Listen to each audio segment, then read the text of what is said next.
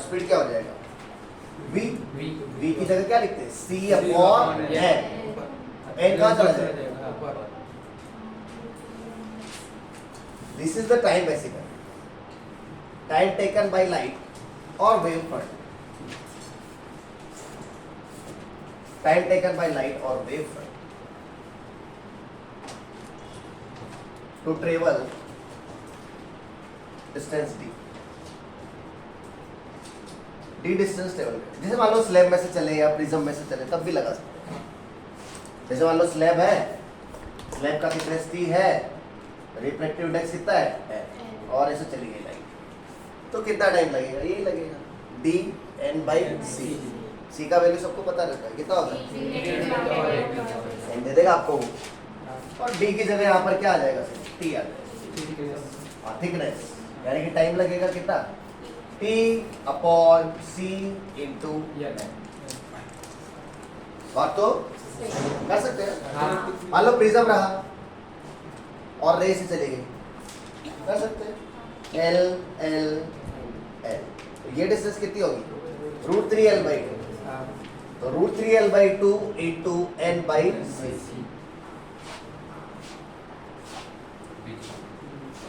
Time है basically, time निकाल सकते। तो सर ने बोला था ये चेंज होता नहीं, ये कांस्टेंट है, ये कांस्टेंट रहता मतलब क्या? d into n by c constant, but c तो पहले से ही कांस्टेंट है, यानी कि d इंटू n क्या रहेगा? कांस्टेंट, यानी कि d इनवर्सली प्रोपोर्शनल है। और यहां पर जो d है वो क्या है?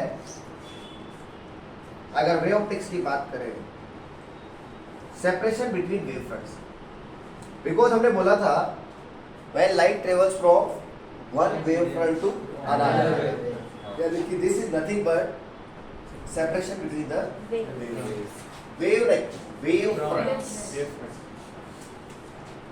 wave front बना है ना, स्फेरिकल, सिलेंड्रिकल, प्लेनर, यानी कि अगर रिफ्रैक्टिव इंडेक्स बढ़ा तो ये सेपरेशन क्या होगा? कम हो जाएगा। फॉर एग्जाम्पल अगर मान लो ये एक रिफ्लेक्टिंग सरफेस है, ये इंसिडेंट रे आ गई, एयर है और ये ग्लास है, और ये वेव फ्रंट बनाने हैं आपको, तो ये वेव फ्रंट बना दिया। कैसे बनाया मैंने? लाइन के परपेंडिकुलर ऐसे वेव फ्रंट बना दिए। इनका नाम क्या बोला था सर ने? Incident wave front. यहाँ पे रिफ्लेक्शन होगा कि नहीं होगा? रेयर से किस में जा रहा है? तो टूवर्ड्स से आवे, टूवर्ड्स द नॉर्मल झुक जाते। अब फिर से वेव फ्रंट बना दिए। इनका नाम होगा इंसिडेंट वेव फ्रंट, और इनका नाम क्या होगा? Refracted wave front. मैं बात कर रहा हूं, ये डिस्टेंस d है, तो ये डिस्टेंस कितना होगा? यानी कि d डैश d से बड़ा होगा कि छोटा होगा?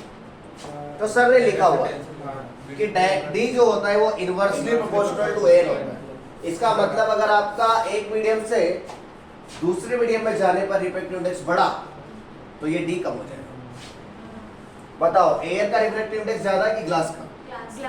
ग्लास का। इसका मतलब n इसका ज्यादा है, तो उसका d कम रहेगा, यानी कि d dash will be less then, यानी कि सेपरेशन कम रहेगा। और बनाया कैसे? परपेंडिकुलर बना दिया, कोई बड़ी बात नहीं है। 90 डिग्री प्लेनर वेव फ्रंट्स बना दी, सही है? अच्छा, उल्टा जा रहा होता, ऊपर ग्लास होता, नीचे एयर होता, हाँ, तो d डैश बड़ा आ जाता d से, है ना? और ये वेव फ्रंट अभी ऐसे उड़ के ऐसे मुड़ गए, पहले ऐसे, मतलब अगर ऊपर ग्लास नीचे एयर होता तो ऐसे आके ऐसे चले जाता। अरे अवे फ्रॉम द नॉर्मल, एक टुवर्ड्स द नॉर्मल है, away from the normal. Recording चालू है ताकि जो बच्चों को बेचारों का छूट गया है, देखो मेरा दिल बहुत सॉफ्ट है एक्चुअली, अंदर से बाहर, हर जगह से। लेयर बता रहा हूँ, ज्यादा नहीं हो गया बायोलॉजी आता माजी। हाँ, तो ऐसा हो जाता है, वेव फ्रंट की प्रॉपर्टी है। चलो रिफ्लेक्शन को समझते हैं। देखिए वेव फ्रंट रिफ्लेक्शन को समझा पाता है कि नहीं? यानी कि understanding the reflection using theory of wave, high gain theory of wave, यानी कि reflection using high gain theory of क्या बहुत सही।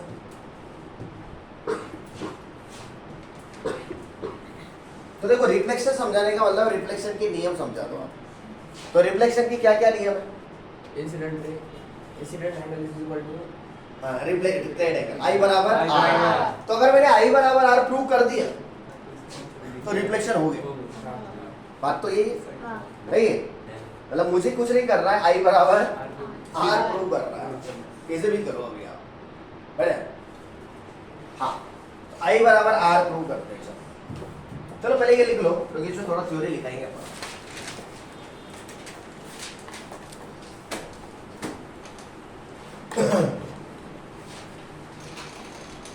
थोड़ा थ्योरी लिखाना पड़ेगा, जल्दी लिखो।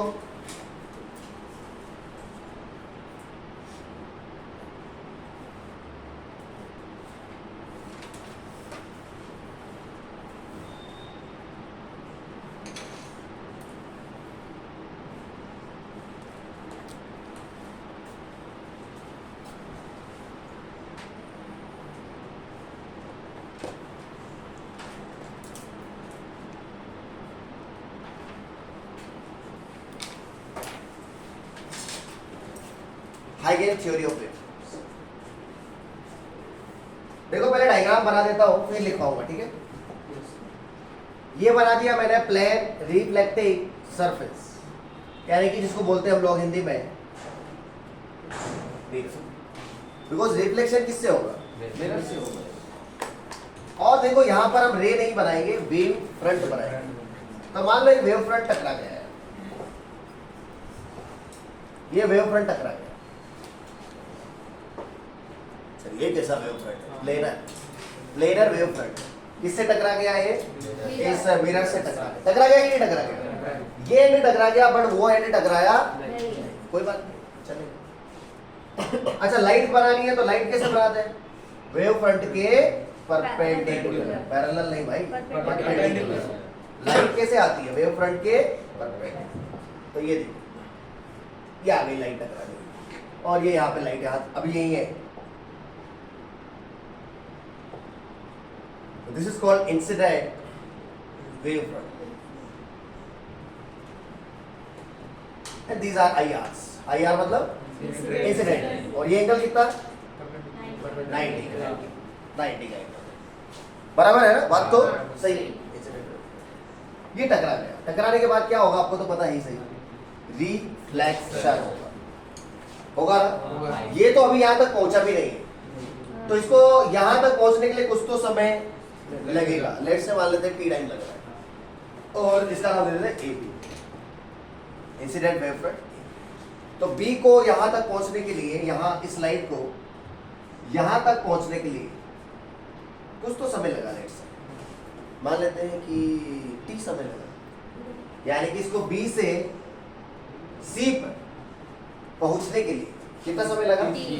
तब तक तो ये लाइट रिफ्लेक्ट होकर चली जाएगी। अभी देखो ये लाइट यहाँ तक पहुंची है, ये लाइट यहाँ तक पहुंची है। ये लाइट जब यहाँ से यहाँ जाएगी तब तक तो ये क्या हो जाएगी? लेकिन सर क्या बोल रहे हैं? सर बोल रहे हैं कि जितना डिस्टेंस ये ट्रेवल करेगा लाइट, उतना ही डिस्टेंस ये वाला भी ट्रेवल करेगा। सही है ना? बात तो सही है। यानी कि मैं क्या करूंगा, ये डिस्टेंस निकालता हूँ। लेट्स से स्पीड कितना है अपना? C है। ए पॉइंट को P मान लेते हैं ताकि कंफ्यूजन ना हो, और टाइम मान लेते हैं T। तो ये हो जाएगा C इंटू डिस्टेंस होता है स्पीड इंटू टाइम, तो CT। तो ये अगर यहां से यहां आया तो CT डिस्टेंस ट्रेवल किया, तो ये लाइट भी कितना डिस्टेंस ट्रेवल करेगा? CT करेगा कि नहीं करेगा? CT ट्रेवल करेगा। CT कितना? CT। तो मैं क्या करूंगा, वो D होता है, D क्या बोलते हैं उसको? प्रोटेक्टर ओपन करूंगा इतना, और यहां से ऐसे मार, समझे? नहीं लाना वाना नहीं, मैंने मार दिया, बिना लाए मार दिया। मैंने क्या किया देखो, ए ए ए ए ए ए ए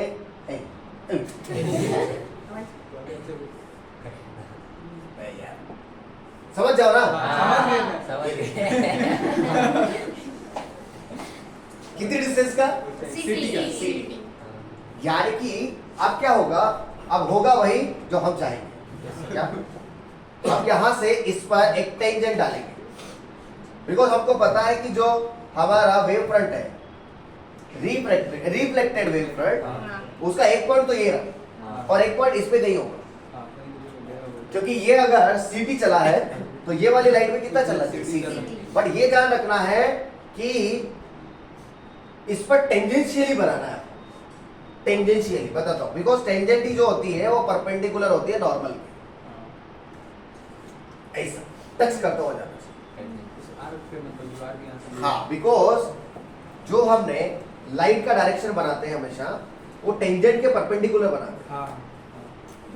ये देखो, इसको बोलते हैं टेंजेंट। तो लाइट की जो डायरेक्शन होगी वो कैसे जा रही होगी, देखो टेंजेंशियली, मतलब ऐसे। यानी कि ये एंगल कितनी पाई है? तो ये जो मेरा बना है, लेट्स से इसका नाम देता हूं बी डैश और इसका नाम देता हूं A dash. So R dash B dash is known as reflected wave front. A B तो क्या था? इंसिडेंट वेव, और ए डैश बी डैश क्या है? रिफ्लेक्टेड।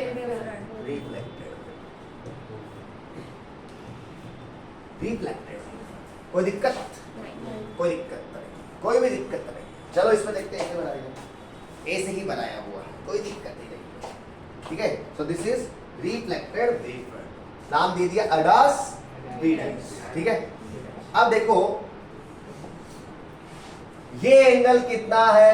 90। ये एंगल कितना है? 90। सही बात है क्या?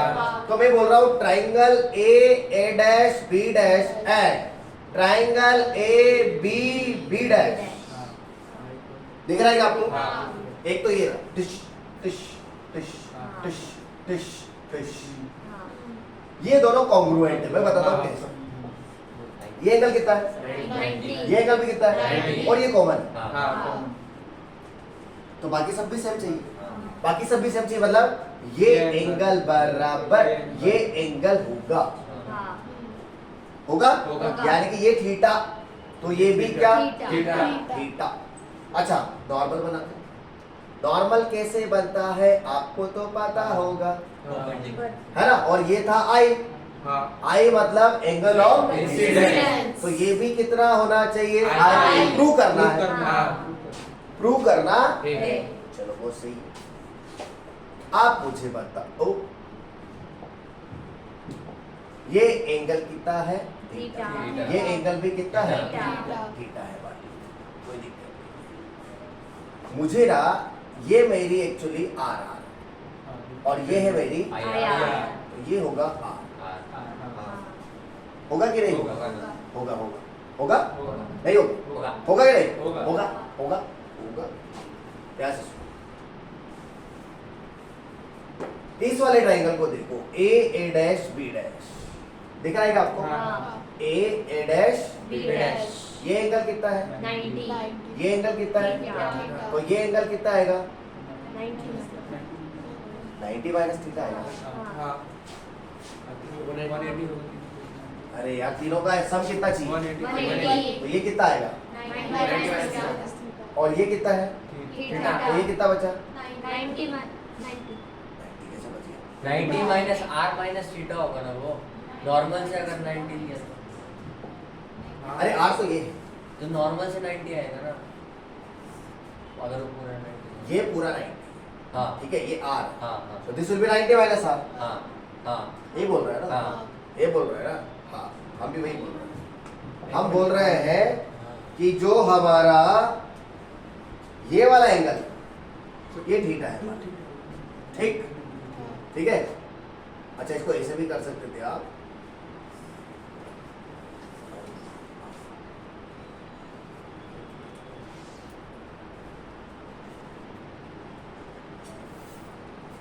ये आई है, ध्यान से सुनना, ये अगर आई है तो फिर ये होगा 90 माइनस आई।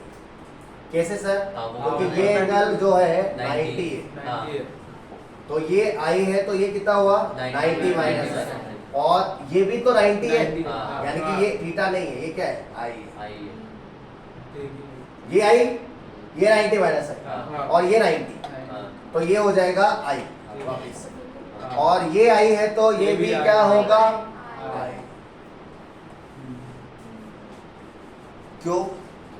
कॉन्ग्रुएंट। हाँ, ये भी आपका जो है वैसा। हाँ सर, हो गया, आ जाओ। तो ये भी आई। अच्छा, आर की बात करते हैं। किसकी बात करते हैं? आर। चलो आर को देखते हैं, आर कहां से करें, बिकॉज हमको आई बराबर आर प्रूव करना है, ठीक है। चलो देखते हैं आर कैसे आता है। देखो भाई, आर ये एंगल, ठीक है, ये एंगल आर है मेरा, तो क्या मेरा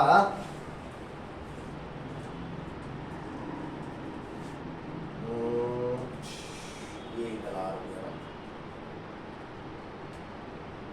ये एंगल 90। अगर यहां से देखिए,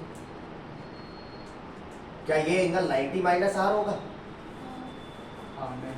देखो ये पूरा कितना है, 90, ये कितना है, हाँ। तो ये कितना है, 90, और ये कितना है, 90, तो ये वाला ट्राइंगल देखो कौन सा, ए डैश बी डैश, ये अगर आर है, ये 90 माइनस आर है, ये 90 है, तो क्या ये आर नहीं होगा?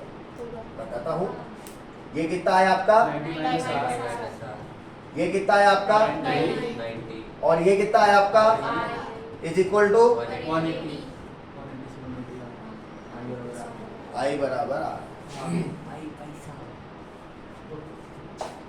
यही तो प्रूव कर रहा है। तो अल्टीमेटली जो है आप इससे भी प्रूव कर सकते, किससे, using wave front theory of light. क्या किया मैंने एक वेव फ्रंट बनाया, incident wave front A B, light ray बनाया, इंसिडेंट रे, फिर उसके बाद ये टकरा गई, ये यहीं पे रह गई। इसको कहां से कहां तक पहुंचाया, यहां से यहां तक, तो कितना डिस्टेंस ट्रेवल किया, ct। तो ct डिस्टेंस का ही एक आर्क खोला, और यहां से एक आर्क बनाया ct का, फिर यहां से क्या किया, एक टेंजेंट डाला इस आर्क के ऊपर, तो इसने यहां कट किया, फिर मैंने यहां से यहां मिला दिया, यानी कि ये मेरा आर है, ठीक। अब ये जो मिला, ये कहलाएगा आपका क्या, रिफ्लेक्टेड वेव फ्रंट। ओके, फिर मैंने देखा कि A dash B dash, A B B dash congruent है। अगर वो कॉन्ग्रुएंट है तो फिर ये वाला एंगल और ये वाला एंगल क्या होगा, बराबर होगा। लेकिन मैंने देखा ये एंगल कितना आता है, ये आई था, तो ये आई था, तो ये आया 90 माइनस आई, बट ये पूरा 90 था, तो ये कितना आया, आई, मतलब ये भी क्या आएगा, आई। फिर मैंने क्या किया, फिर मैंने देखा ये आर है, ठीक है, और अगर ये आर है तो फिर ये एंगल कितना आ जाएगा, 90 माइनस आर। फिर triangle A dash B dash में ये 90 है, ये 90 माइनस आर है, और वो क्या है, आई। सबका सम कितना आना चाहिए, वाई बराबर आ रहा है। यही तो प्रूफ, यही तो रिफ्लेक्शन का नियम। देखो मैं कुछ बोलता हूँ, a planar wave front AB is striking on a plane mirror. Is striking on a plane mirror. Is striking on a plane mirror.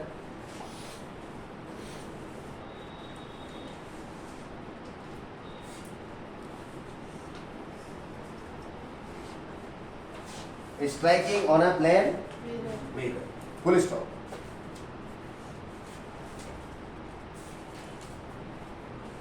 Time taken by the light to reach from B to B dash. Time taken by light to reach from B to B dash is T. Hence, ये लिखो, B B dash is CT. Next paragraph.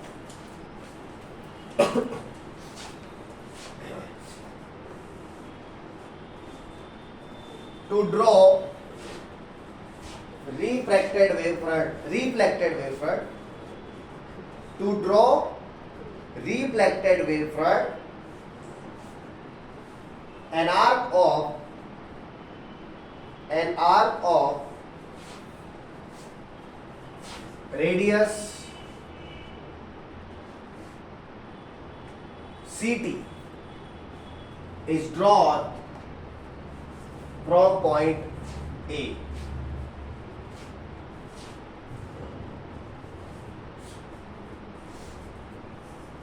From point A.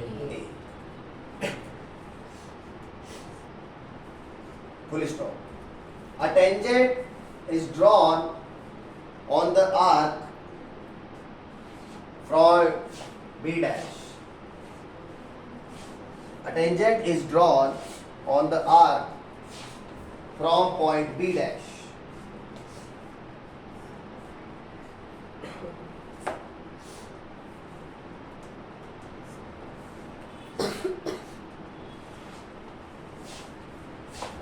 बस इतना ही।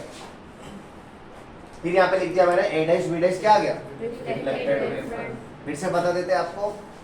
पहले A B एक wave front था, incident wave front, incident rays perpendicular बना दी मैंने, कोई दिक्कत नहीं है। बी से बी डैश जाने के लिए कितना, सी टी का क्या बना दिया यहाँ से, आर, और फिर मैंने यहाँ से जो है सी टी सॉरी आर्क पे क्या डाला, टेंजेंट डाला, तो एक जगह कट किया, वही क्या था, ए डैश। तो ए डैश बी डैश क्या बन गया, रिफ्लेक्टेड वेव फ्रंट। उसके बाद इंसिडेंट रे का नॉर्मल से जो एंगल होता है उसको बोलते हैं आई, ठीक है, और रिफ्लेक्टेड रे का नॉर्मल से जो एंगल होता है वो होता है आर। फिर मुझे पता चला कि ये एंगल और ये एंगल बराबर आएगा कि नहीं आएगा, आएगा साहब। तो मैंने देखा, क्या देखा, उसको देखा होगा कि ये आई है तो ये आएगा 90 माइनस आई, उसके बाद ये भी 90 था तो ये आई आएगा, इसका मतलब ये भी क्या आएगा। फिर मैंने देखा ये आर है, ये आर है तो ये क्या है 90 माइनस आर, ये कितना है 90 और ये कितना है, तीनों को जोड़ के कितना, y बराबर। ये रिफ्लेक्शन। अब बात करेंगे किसकी, रिफ्रैक्शन। इंसिडेंट जो दूसरी वाली आई आर थी जो पूरी तरह से नहीं आई थी, वो पूरी तरह से नहीं आई है तो उसका आई आर आर नहीं आएगा ना। हाँ, एक से काम चल जाएगा ना, एक तो आ गई ना, हम लोग उसका प्रूफ कर सकते थे। उसके प्रूव कर सकते हैं। अरे भाई जो एक का आर होगा वही दूसरे का आर होगा, ये तो सेम ही लाइट है, लाइट तो सेम ही, लाइट का कुछ अंतर नहीं। अरे नहीं सब हाँ सर, लाइट का कुछ अंतर नहीं, लाइट वही। Refraction using wave theory of हाइगन वेव थ्योरी ऑफ लाइट, कोई दिक्कत नहीं, वेव थ्योरी ऑफ लाइट अलग अलग नाम से निकल रहे। फिर से वही बकवास, इस बार हमको रिफ्रैक्टिंग सरफेस चाहिए होगी और वही वेव फ्रंट पुराना वाला ही इंसिडेंट वेव फ्रंट, नाम क्या था, ए बी था, क्या था ए बी। अब बस यहाँ पर क्या अंतर आएगा, यहाँ पर रिफ्रैक्टिव इंडेक्स 1 है और यहाँ पर रिफ्रैक्टिव इंडेक्स n आएगा, उसमें ऐसा नहीं था, है कि नहीं। अच्छा, रिफ्रैक्शन को प्रूव करना है मतलब स्नेल का नियम प्रूव करना है, n1 sin n2 sin, ये प्रूव करना है, ये प्रूव कर दिया मतलब हो गया। चलो देखो, तो ये ए है, ये क्या है बी, और ये क्या है इंसिडेंट। लाइट बनाएंगे इसकी, कैसे बनाएंगे लाइट, परपेंडिकुलर बना, तो परपेंडिकुलर लाइट।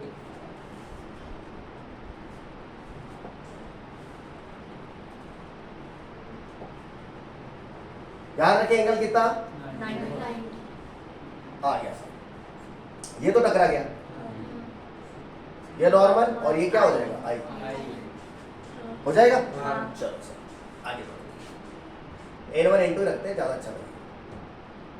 n, हाँ चलो देखो क्या कर सकते हैं।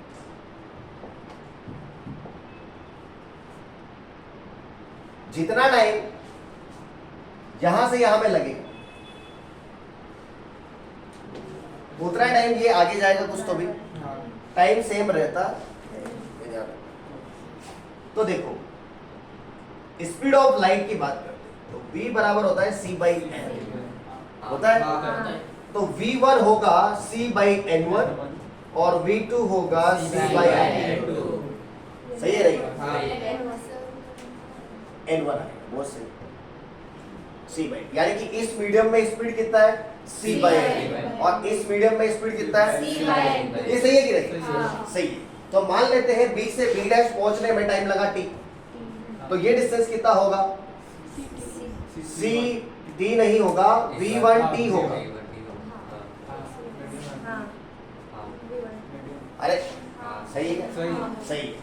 टाइम सेम रहता है, यानी कि अब मैं क्या करूंगा, जब आर्क बनाऊंगा दूसरा वाला तो V2T का बनाऊंगा, V1T का नहीं बनाऊंगा। क्यों नहीं बनाऊंगा? क्योंकि मीडियम चेंज हो गया, समय वही है। यानी कि जितना समय में B B डैश से पहुंचेगा A डैश पे पहुंचेगा, लेकिन जब वो दूसरे मीडियम में जा रहा है तब उसका वेलोसिटी अलग हो जाएगा। क्या हो जाएगा वेलोसिटी? V2, यानी कि कितने का आर्क बनाओ? V2T का। तो यहां से V2T का एक आर्क ड्रॉ किया, V2T का आर्क ड्रॉ किया और यहां से क्या डाल दिया? फिर से टेंजेंट डाल दिया। तो ये जो मैंने टेंजेंट डाला है, ये जो मैंने टेंजेंट डाला, फिर से इसको अच्छे बनाते हैं।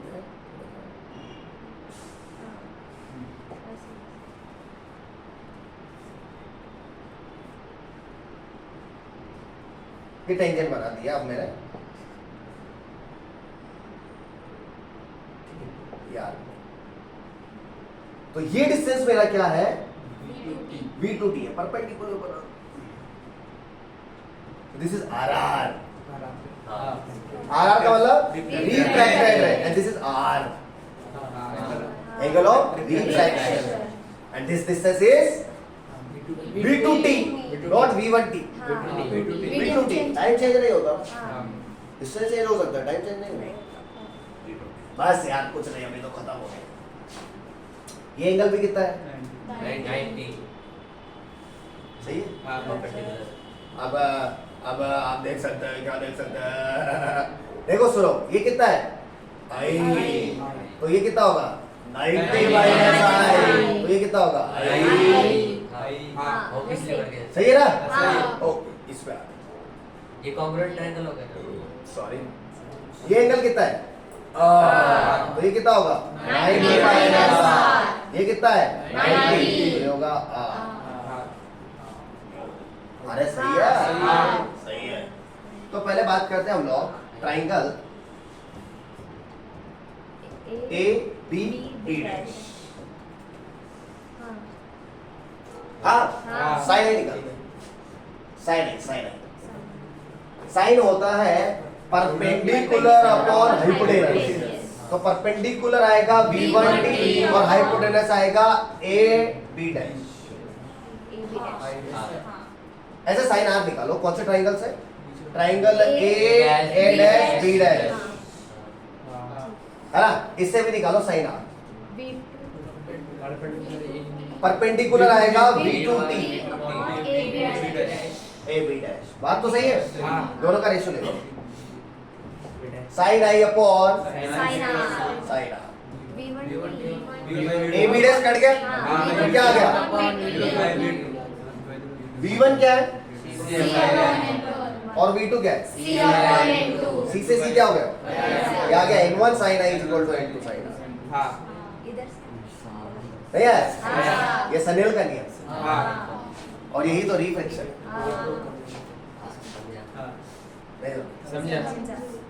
कैसा लगा? वो दोनों ट्रायंगल कॉन्ग्रुएंट ही असली है। कौन से वाले? नहीं ना, कैसे I होगा? और R से डिफरेंट है ना। अलग है ना, ये एंगल अलग है, एंगल अलग है। कैसे सेम लेकिन वो 90 ये भी 90 है? एक से थोड़ी होगा, दो चीजें सेम चाहिए। तो वो बीच का वो भी तो सेम है ना। A और B है। ऐसे नहीं होता, साइड एंगल ऐसे ही नहीं होता है। साइड थोड़ा सा देखो। Side angle set. हाँ, तीन चाहिए, दो साइड एंगल साइड। ये अलग है, ये अलग है, हाँ। ठीक है? उसमें क्या था? उसमें एक ही मीडियम में जा रहा था ना वापस, तो सीटी लिया तो इधर भी सीटी लिया। यहाँ पे अलग अलग मीडियम है, तो एक V1T।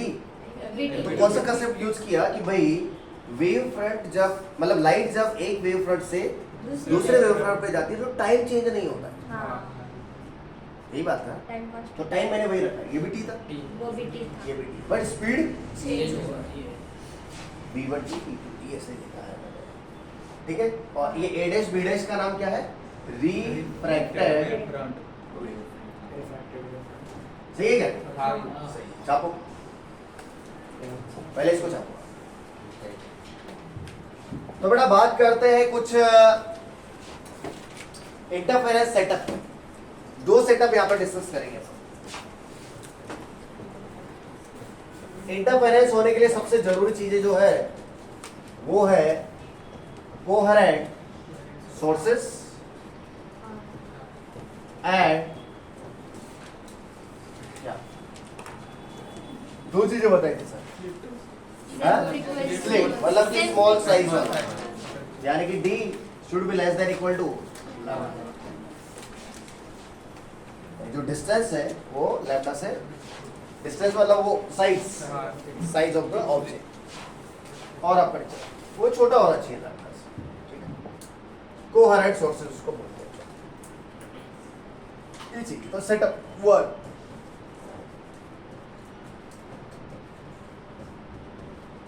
पहला सेटअप ऐसा होता है, ये स्क्रीन तो बनानी पड़ेगी बिकॉज स्क्रीन पे क्या मिलेगा?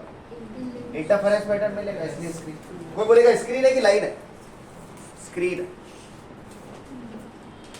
बट इधर से देखेंगे तो क्या दिखेगा? अच्छे से बना है तो ये है, बट ऐसे नहीं बना देना, ऐसे बना देना। स्क्रीन फ्रेम, जैसे मूवी देखने जाते होंगे आप तो मूवी में रहता ना स्क्रीन, क्यों सनेहल रहता है कि नहीं रहता? तो देखो यहाँ पर सेटअप हम ऐसे बनाते हैं कि मान लो दो हमारे पास में S1 और S2 और S1 और S2 के बीच का डिस्टेंस मान लेते हैं D और इनका सेंटर है और सेंटर से स्क्रीन का डिस्टेंस मान लेते हैं बड़ा D। S1 S2 coherent sources है, कोई दिक्कत? अब मुझे ये पता लगाना है कि यहाँ पर पॉइंट P पर कितना पाथ डिफरेंस होगा, कितना फेज डिफरेंस होगा, क्या बनेगा, इंटेंसिटी क्या होगा, मैक्सिमम होगा या मिनिमम होगा या बीच में कुछ होगा, ये सब मुझे निकालना है। तो ये हो जाएगा S1P, ये हो जाएगा, ये बिल्कुल वैसा ही है, ये दो बल्ब है और मैं पॉइंट P, S1P S2P दोनों का जो डिफरेंस आएगा वही पाथ डिफरेंस। तो पाथ डिफरेंस कितना आ जाएगा पॉइंट P पर, बोलो? Path difference at point P it will be S1P या mod of S1P minus S2P। बात तो सही है। और अगर डेल्टा x पता है तो फेज डिफरेंस भी आ जाएगा। क्या है फेज डिफरेंस का formula? Delta pi is equal to delta x upon 2 pi into delta x by lambda. बात तो सही। तो डेल्टा पाई आ जाएगा, फिर इंटेंसिटी पे आ जाएगा I1 प्लस I1 इसका इंटेंसिटी है, I2 इसका इंटेंसिटी है। I1 plus I2 plus 2 root I1 I2 cos delta pi. बात तो सही। बस चलो देखते हैं, डायमेंशन निकाल के देखते हैं भाई।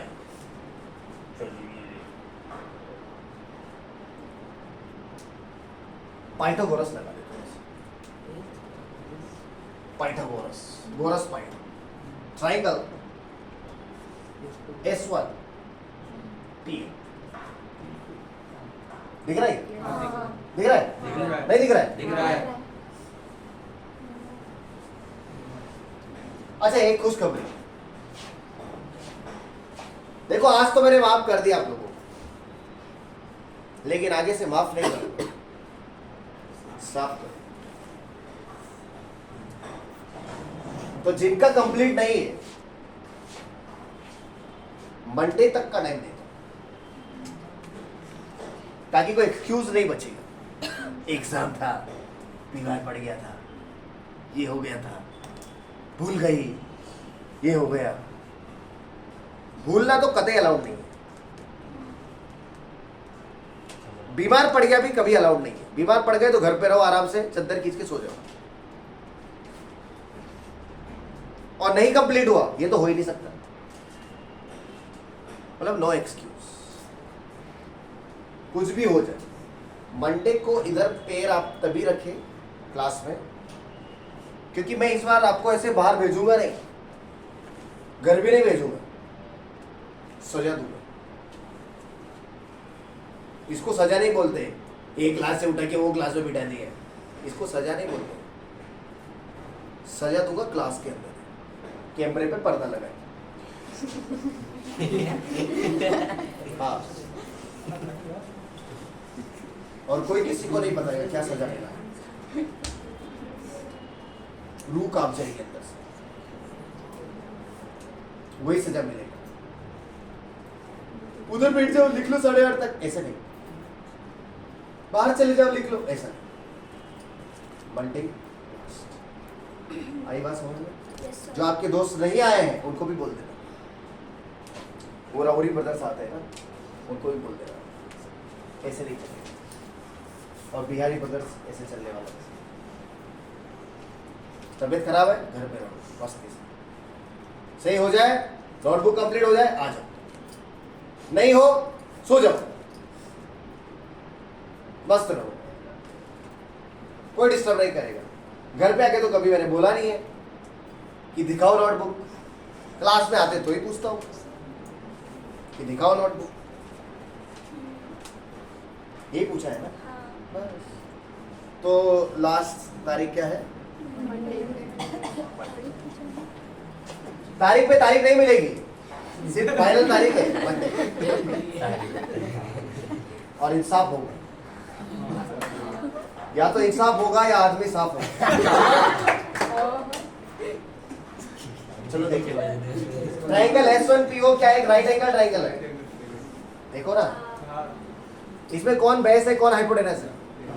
ये हाइपोटेनस है, यानी कि क्या मैं ऐसा लिख सकता हूँ,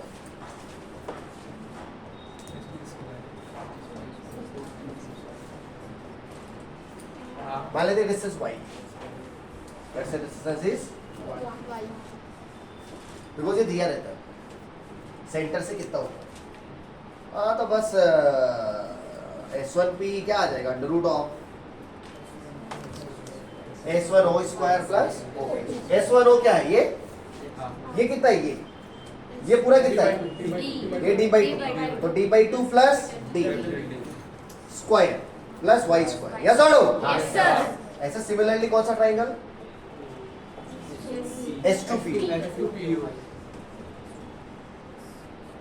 S2PO में S2P हो जाएगा under root of D/2 minus D minus D/2।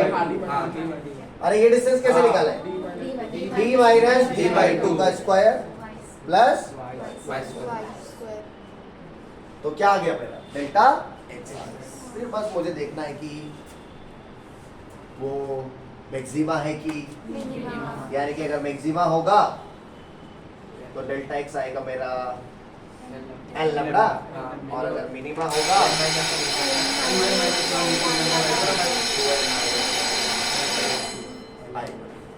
Check कर रहा है अकॉर्डिंगली, जो भी आएगा।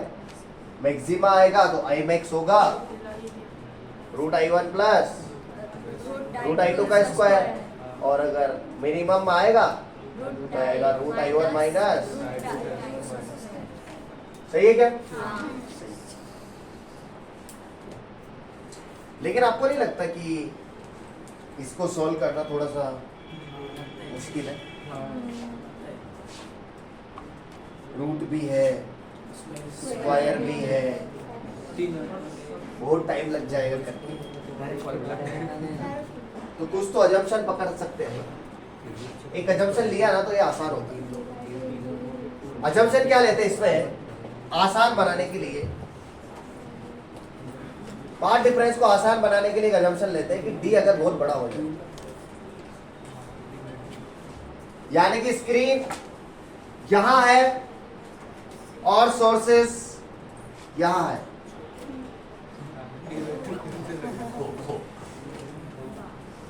दिख रहा है? नहीं दिख रहा है? दिख रहा है? और पॉइंट P कहाँ है? ये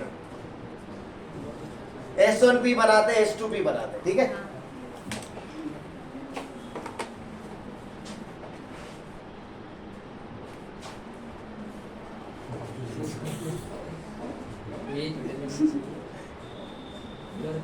सही है क्या?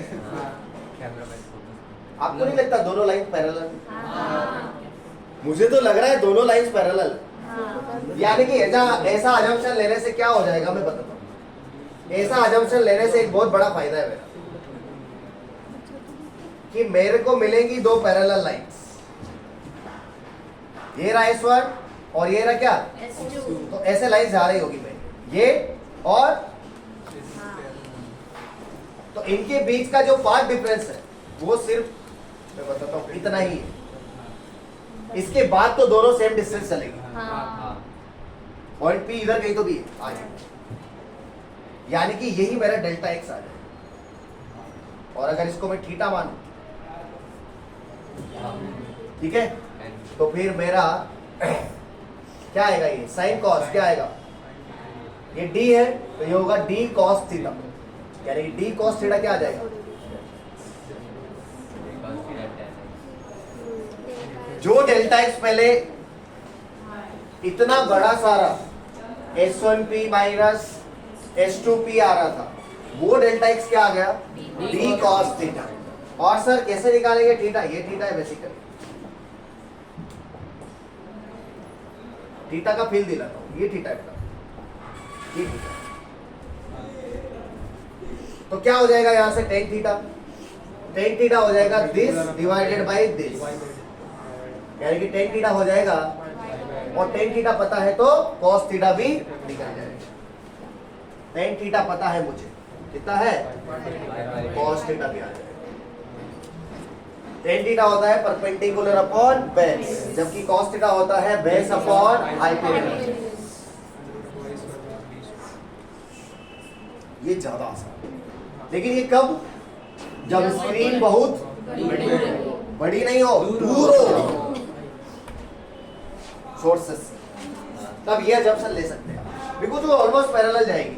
तो इसके बाद तो इक्वल डिस्टेंस चल रही है, केवल यही एक्स्ट्रा चल रही है इतना, तो जितना एक्स्ट्रा चलेगा उतना पार्ट डिफरेंस होगा। तो पार्ट डिफरेंस कितना आ गया, d cos थीटा, और cos थीटा वहां से डाल सकते हैं, आसान हो जाता है, इट बिकम्स लिटिल इजी।